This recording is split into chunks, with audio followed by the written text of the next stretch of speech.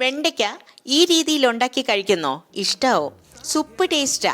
1 spoon മാത്രം വെളിച്ചെണ്ണ മതി. ചൂടാവുമ്പോൾ കടുക് പൊട്ടിക്കാം.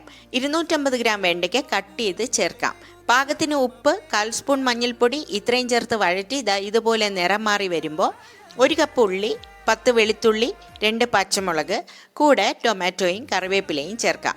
എല്ലാം കൂടെ മിക്സ് ചെയ്തിട്ട് അടച്ചു വെച്ച് ലോ ഫ്ലെയിം മെയിൻറ്റെയിൻ ചെയ്ത് കുക്ക് ചെയ്യാം. ഒരു കുക്കിംഗ് ടിപ്പ് പറയാം. വെണ്ടയ്ക്കയുടെ സ്റ്റിക്കിനെസ് മാറാൻ ടൊമാറ്റോ ചേർത്തു പകരം തൈര് അല്ലെങ്കിൽ പുളിവെള്ളം ചേർക്കാം.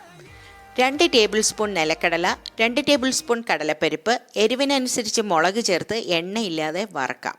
ഫ്ലെയിം ഓഫ് ചെയ്ത ശേഷം 1/2 സ്പൂൺ ജീരകം ചേർക്കാം. പാത്രത്തിൻ്റെ ചൂടിൽ തന്നെ ഫ്രൈ ആവും.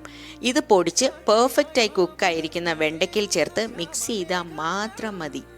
വൈറ്റമിൻസ് ആൻഡ് മിനറൽസ് റിച്ചായ വെണ്ടയ്ക്ക കഴിക്കുന്നത് പതിവാക്കിയാൽ ആരോഗ്യം നമ്മുടെ പുറകെ വരും.